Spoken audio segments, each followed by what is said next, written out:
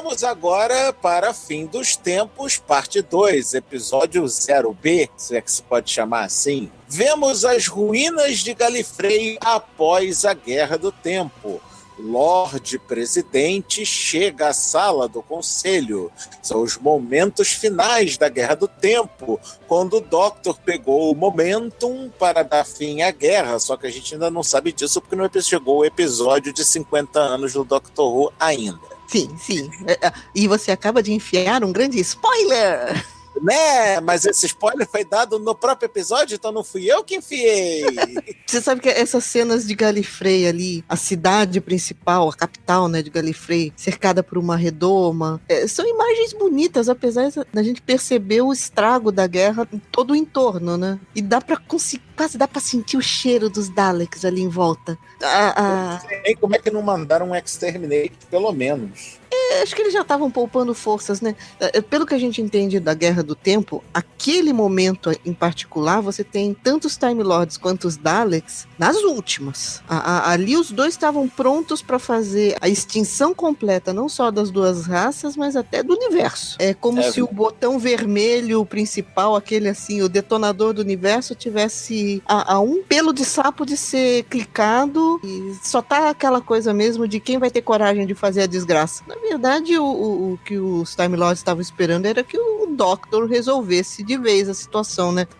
Nisso que dá a criar fama de ser o salvador da pátria, né? Todo mundo conta contigo. Mas aí o que acontece? O Lorde Presidente chegou numa espécie de sala do conselho, né, dos galifreyanos, e o que ele foi informado nessa hora? Sobre uma profecia sobre a sobrevivência do Doctor e do Mestre e de uma possível forma de salvar a raça dos Time Lords, né? É simplesmente que a profecia fala que os dois que vão salvar a raça é o Doctor e o Mestre. Só isso que a profecia fala. Eu adoro essas profecias, né? Elas são tão precisas. Os dois vão salvar. Como? Ninguém sabe. Né? Aí, pior que a professora nem sequer fala o nome deles.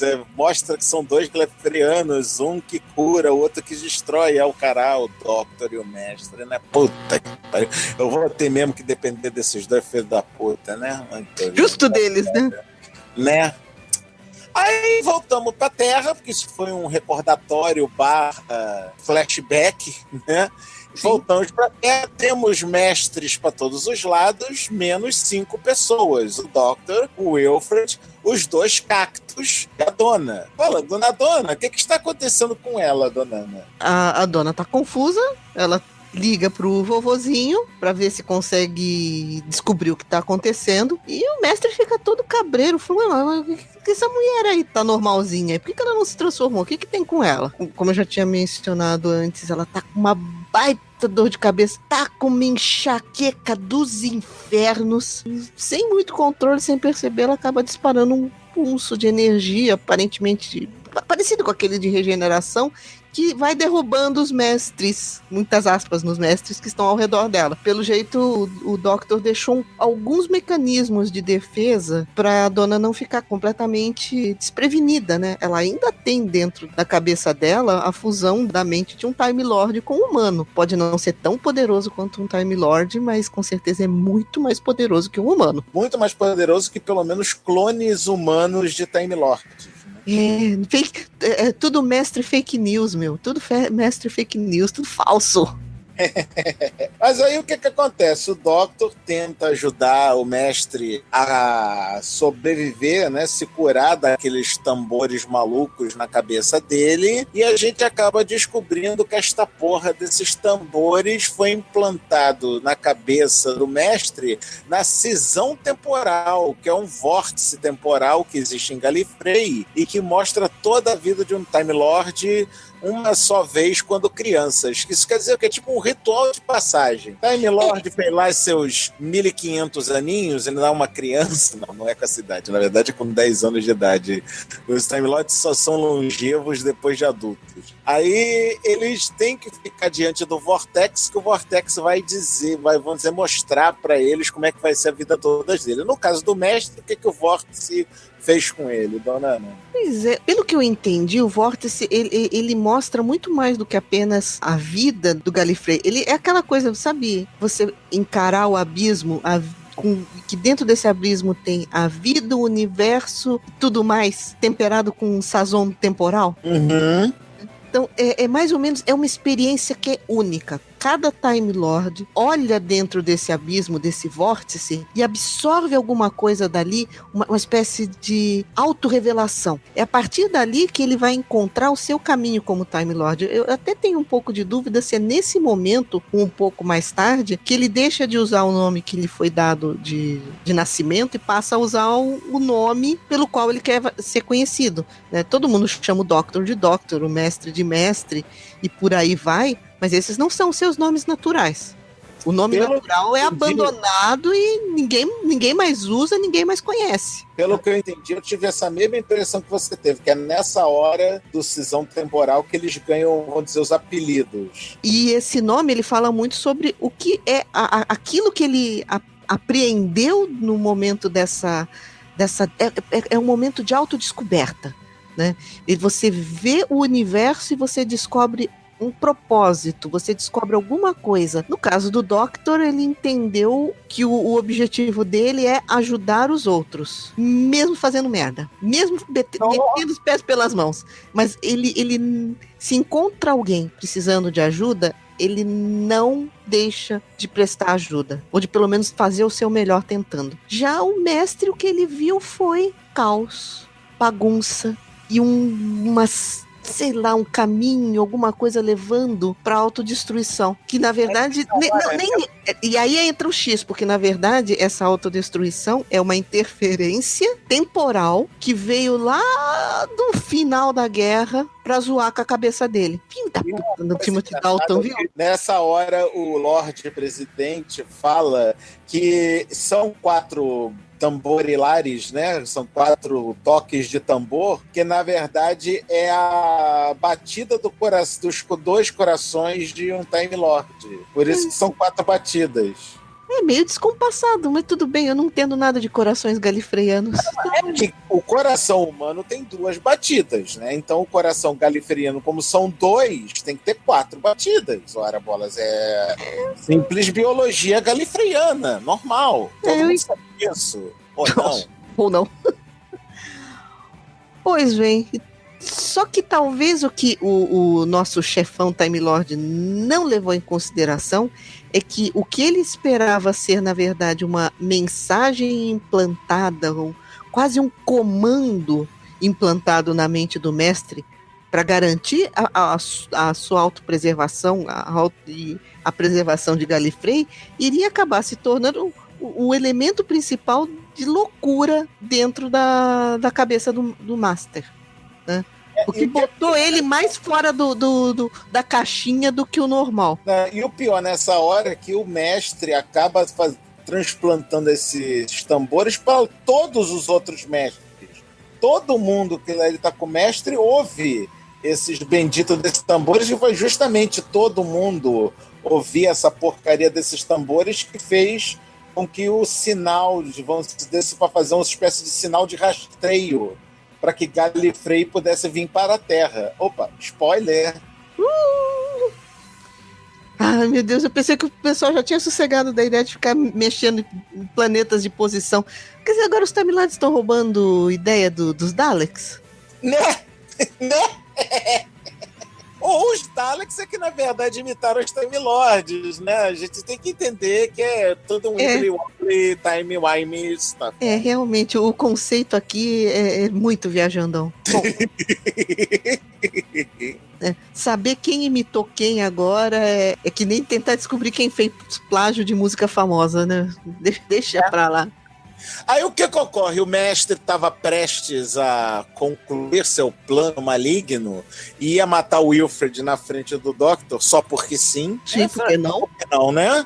Só que o Doctor chama a atenção do mestre, que o mestre não presta atenção em porra nenhuma mesmo, que o guarda de segurança lá com o capacete, visor e o caramba 4 é um palmo mais alto do que o mestre. Mas como você tá todo mundo igual ao mestre? Porque na verdade aquele ali era um cactus.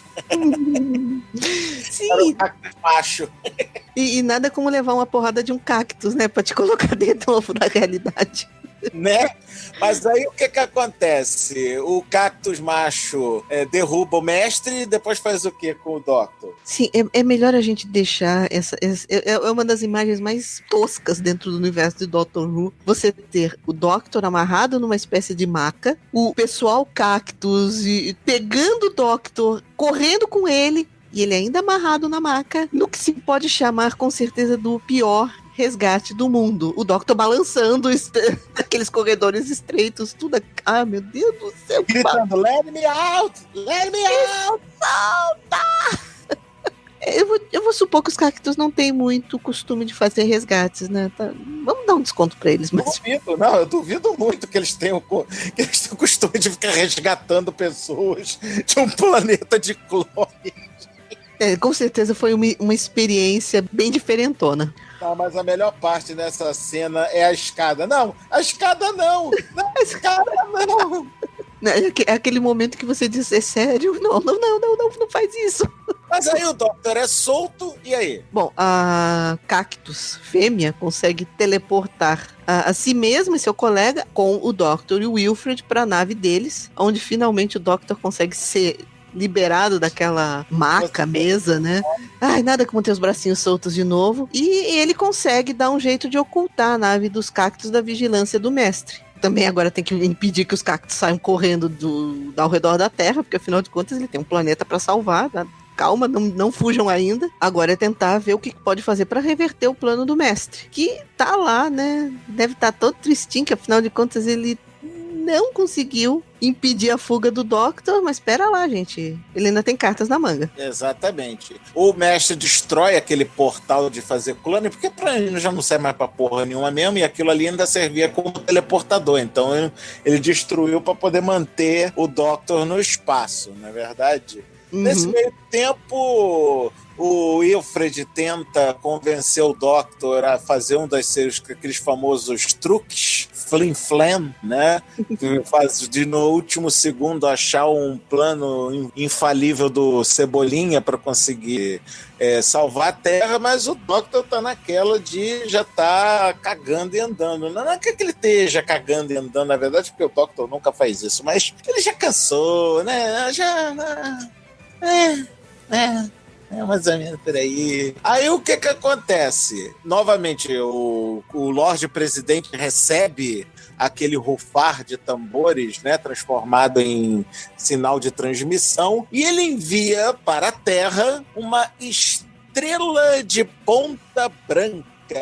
Que caracas é uma estrela de ponta branca, Donana? Olha, pelo que eu entendi, é um jeito chique no último de descrever um diamante de Gallifrey. É só uma pedra preciosa, toda chique, toda bonitona, e é óbvio que ele não tá mandando isso como um presentinho, ele tá mandando com o objetivo de garantir que o plano iniciado seja concretizado, ou seja, trazer Gallifrey e macetar a nossa existência. Sim. O Doctor e os cactos começam a consertar a nave para poder voltar à Terra. O Wilfred de novo encontra a mulher misteriosa dentro da nave dos cactos. O Wilfred e o Doctor trocam histórias.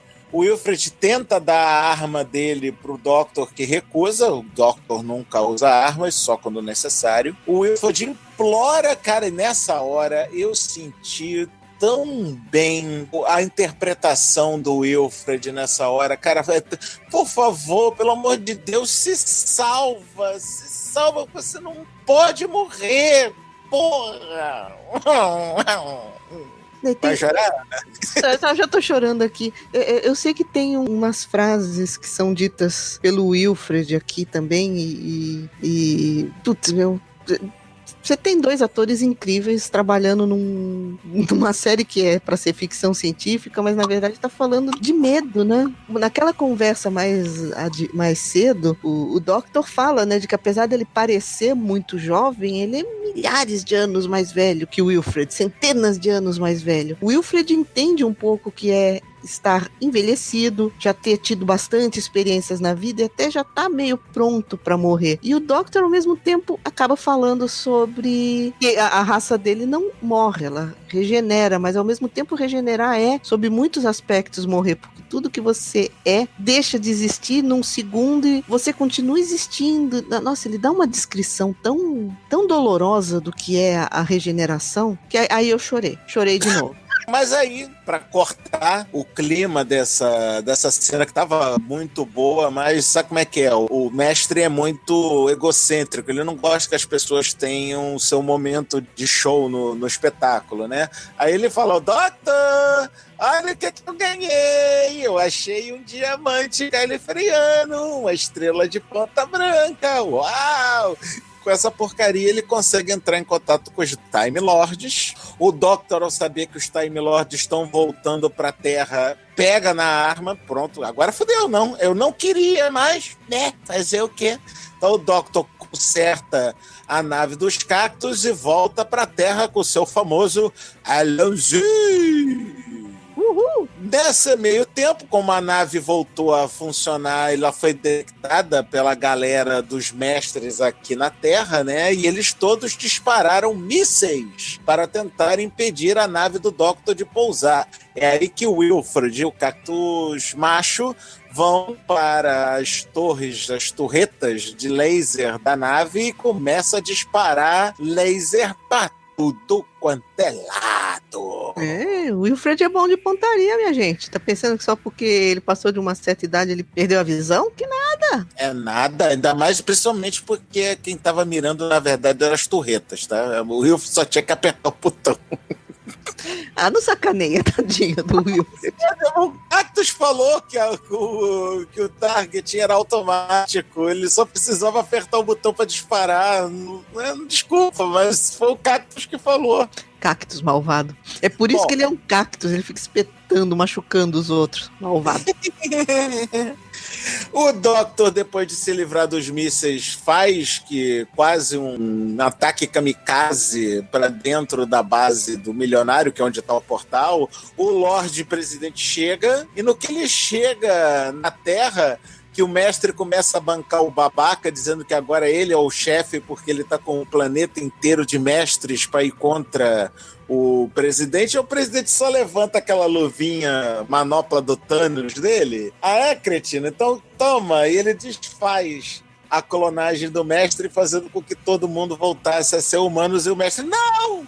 Não faça isso! Eu estava ganhando! Eu quero ganhar! Ninguém me deixa! Filho da puta! Que merda! Momento piti básico, né? Podemos falar da roupa estilosa do presidente de Gallifrey, por favor? Belo tom de vermelho, né? Um manto assim, todo pomposo, vermelho, cheio de detalhes. Eu ia dizer runas, mas na verdade deve ser escritos galifreanos, né? Aquela escrita circular bonita que eu não faço a menor ideia do que quer dizer, né? E o Timothy Dalton tá estiloso ali, viu? Não é por nada não. Não, vemos e convenhamos, por mais que eu vá parecer gay nesse momento, o Timothy Dalton é estiloso. Ponto. O Timothy Dalton de tanga de Tarzan ficaria estiloso de qualquer forma. Não tem como não ser estiloso. Tem duas pessoas nessa cena que são estilosas, mesmo em farrapos, é o Sr. David Tennant e o Sr. Timothy Dalton. Eu não posso discordar. Eu sei que não. Aí, nesse meio tempo, o Doctor se joga da nave dos cactos, se estabaca numa clarabóia que tinha no alto dessa sala onde eles estavam e, vamos dizer, aponta a arma pro presidente primeiro, mas ele acaba ficando num dilema. Quem é que ele mata? Ele mata o presidente ou mata o mestre? E aí, dona Ana, que aí? Mata o mestre ou mata o presidente? Mata o mestre ou o presidente? Presidente ou mestre? E aí, quem que mata? Cara, eu como ando num espírito meio violento, agressivo, eu queria um revólver de 2 canos pra matar os dois ao mesmo tempo, né? Mas não é isso que a gente tem disponível pra hoje, e nem é isso o que o Doctor faria, né? Ele pode se sentir tentado a matar alguém, pode ficar muito emputecido, como já ficou. A gente viu como ele ficou quando a Jenny morreu de seus braços. Uhum. Mas ele agora eu sou obrigada a citar o 9º Doctor, né? O que você é, um covarde? Ele é um covarde o tempo todo, com orgulho. Ele não é no espírito dele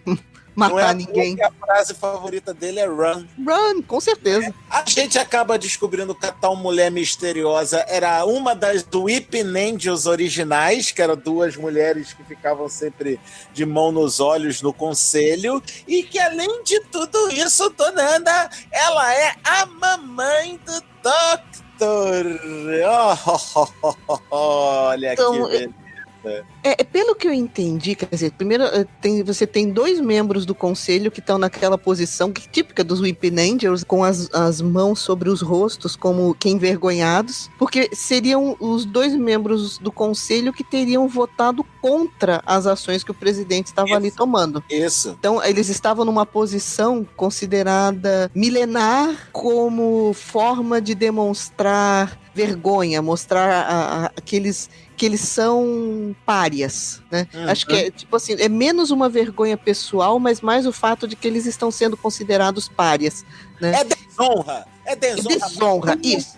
Desonra pra filha, desonra pra tua vaca, é desonra pra todo mundo. É bem isso mesmo. É o termo que eu estava procurando, né? Eles estão numa posição de vergonha porque eles foram desonrados diante dos demais membros do conselho porque foram considerados de alguma forma traidores. E o fato dessa posição ser a posição dos Weeping Angels fez muita gente levantar mesmo a ideia de que talvez a existência dos Weeping Angels tenha alguma relação com eles. Cara, eu revi o episódio há pouco tempo, eu revi o episódio há pouco tempo, e o Timothy Dalton, o presidente, fala que elas são as Weeping Angels. Ela fala que elas estão naquelas posições, que aquela é a posição de Weeping Angel. Então, mas aí eu fico nessa interpretação. É a posição, não quer dizer que eles sejam.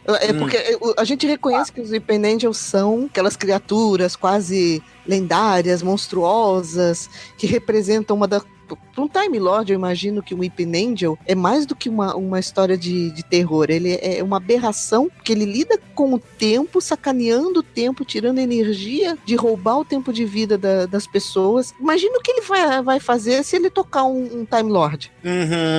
Né? Deve ser algo aterrorizante na cabeça deles, simplesmente chegar perto de uma criatura dessas. Então, sabe aquela coisa assim mesmo de... Aí existe nos fóruns de Doctor Who quem discute se as Weeping Angels galifreyanas precederam os Weeping Angels ou criaturas, ou se as criaturas Weeping Angel precederam as Weeping Angels galifreyanas. Então, é aquela velha história, se o Tostines vende mais porque é fresquinho, ou se é fresquinho porque vende mais, que não tem resposta. Agora, Ned Master, essa questão também de que a mulher misteriosa, membro do conselho e ali em desonra, que ela é a mãe do Doctor, é algo que a gente subentende pela reação da troca de olhar entre os dois. Ela comenta depois, mais pra frente, quando tá já no final do capítulo, ela fala com o Wilfred, ela dá a entender de que ela é sim a mãe do Doctor.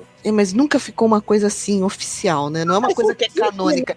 Ana, o que é oficial e canônico em Doctor Who, Ana? Que a Tardes é azul. É só! E que o Doctor tem uma screwdriver a partir do 5º Doutor pra frente. Porra! Não, tinha antes. O 3º Doctor tem screwdriver. Então, do 3º pra frente, eu só errei o número. Mas aí o que acontece? O Doctor se mostra como o Doctor, não mata nem o mestre nem o presidente, na verdade ele atira na máquina que fazia o link que estava trazendo o Gallifrey para a órbita da Terra. Então, graças a isso, Gallifrey desaparece. E o mais incrível é que o mestre se joga para cima do presidente para poder salvar o Doctor. Esse agora sim é um... Em dobro.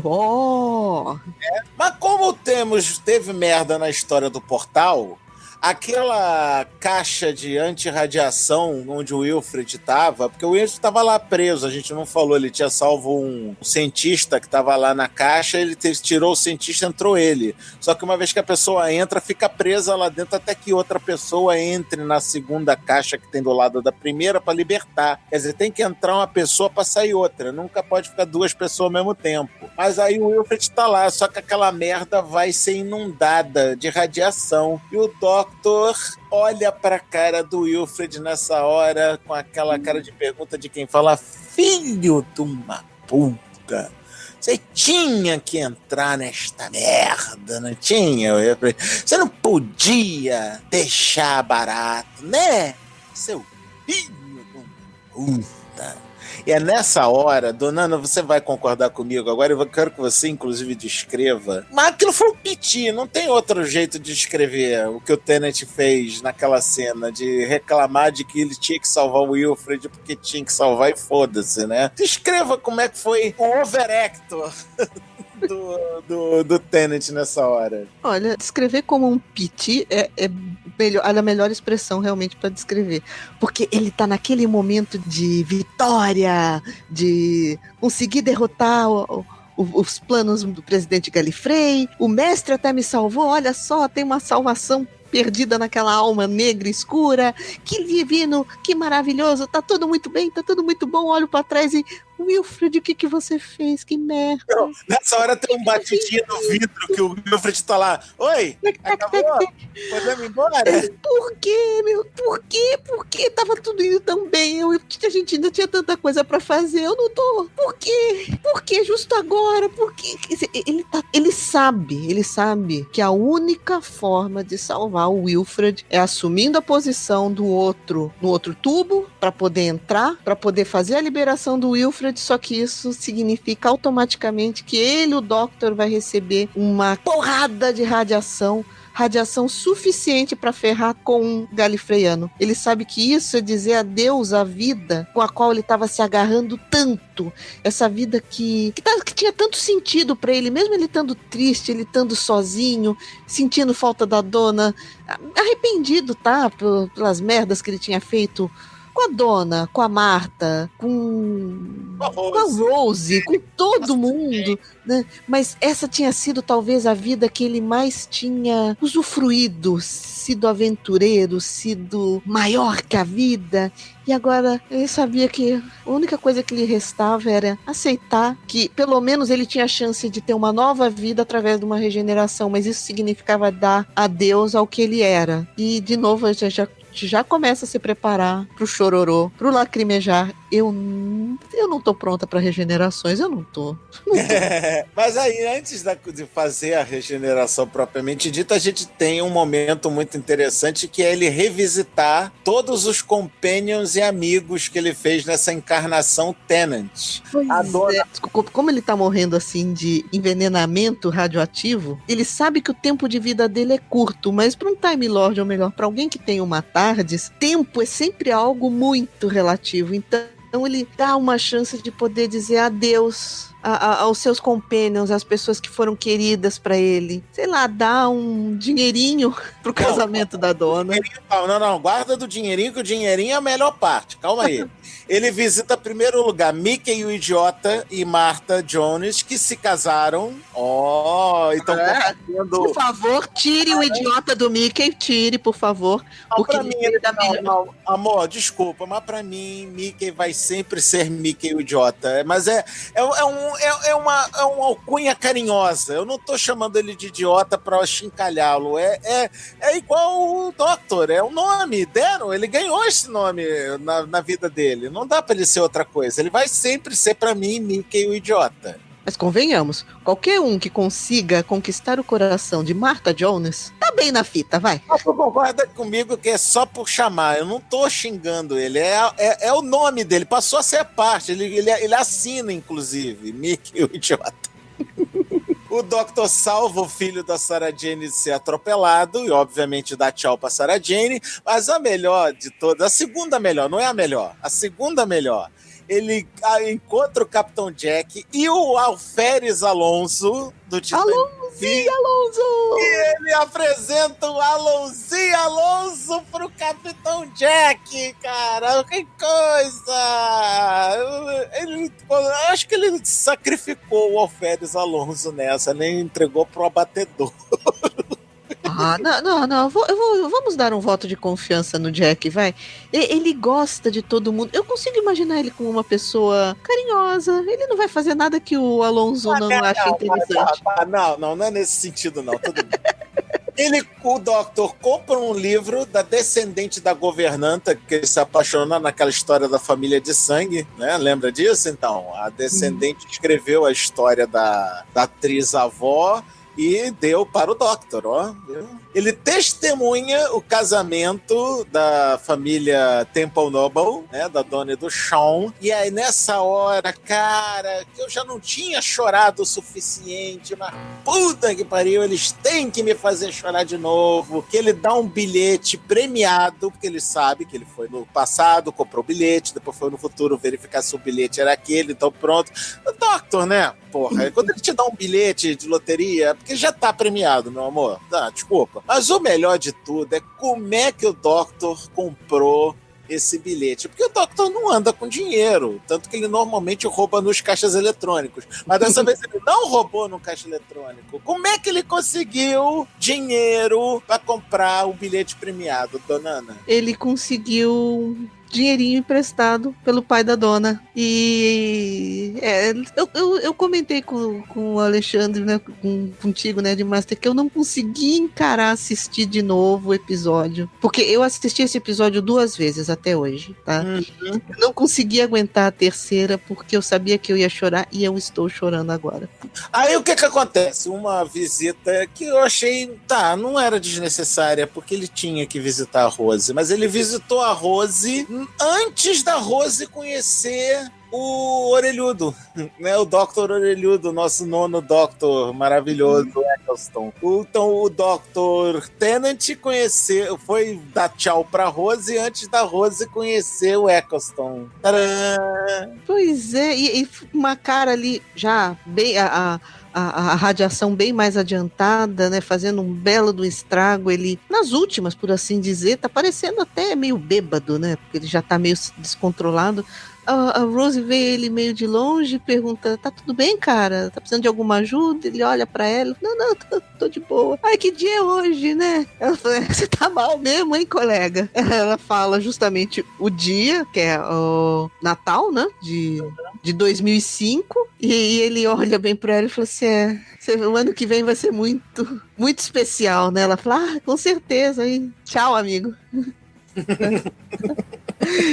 E ela deve ter saído pensando, cara louco, meu, que bobão. Eles cantam o fim do Doctor, o fim da música do Doctor, e finalmente o Tennant, dentro da tarde, regenera pro nosso querido Matt Smith, mas não antes de falar I don't wanna go. Tá bom, regenerou. E regeneração dentro da tarde. Eu não sei por que os Doctors ainda fazem regeneração dentro da tarde, porque eles sabem que vai dar merda. Regenerar dentro da tarde é pedir pra tudo explodir. Por que os Doctors fazem isso com a tarde voando também? É que eu não sei. Foda-se. Aí regenerou. Nasceu o nosso Queixo Maravilha, e o Queixo Maravilha já mostrou pro que veio, com o seu lado bobão e maravilhoso de Jerônimo! E assim acaba este episódio.